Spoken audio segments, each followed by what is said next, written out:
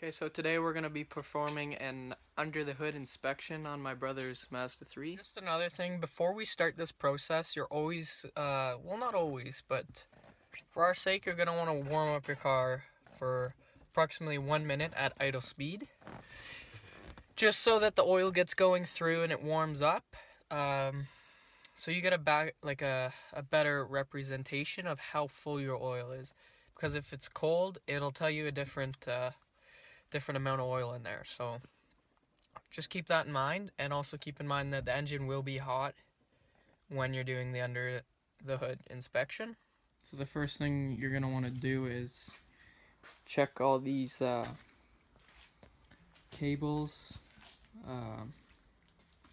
hoses that could have been unplugged.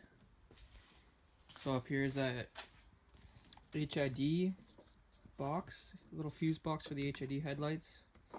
Make sure those are all the wiring's all good. Rust proofer, wires are all good. Secure to the battery, which is enclosed in there to keep it clean.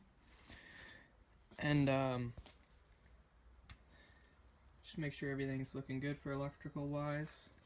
So for hoses, I just suggest giving them a little tug.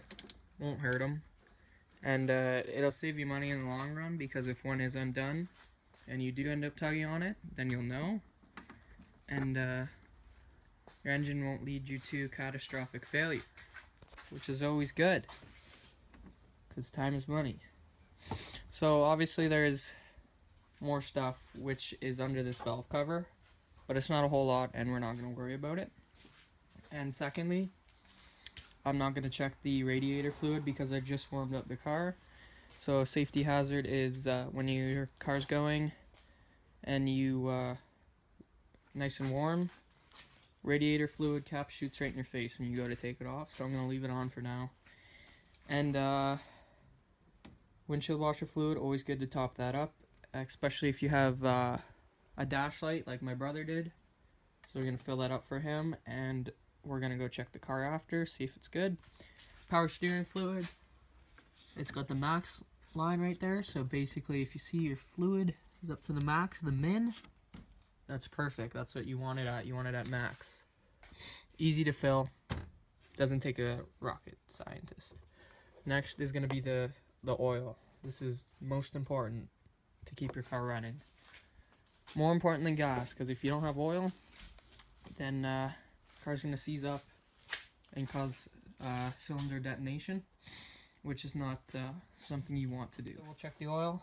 So basically, twist your dipstick out, pull it out, and we'll see what it's at.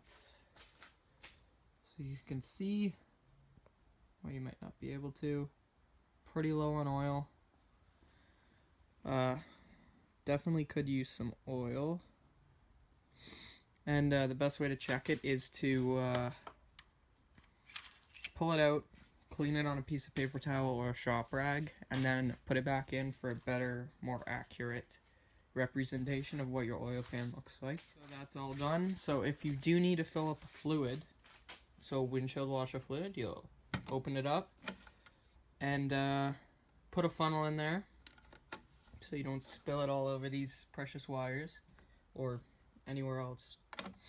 And just put the funnel in, fill it up until it overflows, or unless you have a line mark on your thing, but this one doesn't. So 4 liters of fluid usually fills a tank, depending on what car you have. All the cars I've ever filled up washer fluid on have had 4 liter or bigger tank for washer fluid, so that's approximately 1 bottle. Obviously, power steering fluid, simple enough to check and fill. The exact same as windshield washer fluid. Put the funnel in there so you don't drip it everywhere, and go ahead on that. Okay, so we're going to start the car up. So obviously the car had an engine light on. Well, it wasn't an engine light, but it was a light on the dash that said it needs windshield washer fluid. So I ended up checking all the fluids for my brother. So what you're going to want to do is foot on the clutch all the way in, foot on the brake too. Safety first. Put the key in the stock. Turn it on to the on position. See all our lights are on. And we'll start it up. So it's on. Pull it into neutral. Don't leave it in gear. Never leave it in gear unless you're parked. So, foot off the clutch, nice and easy. You can see nothing there. I got the e-brake light on, I'll take that off. No more e-brake light. That's the seatbelt light. Not a big deal unless we're driving down the road. But as you can see, everything works electrically. Everything's okay. Map lights are good. Idling okay.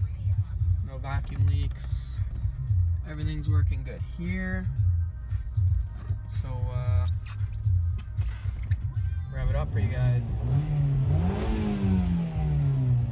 Pretty wicked car, I must say.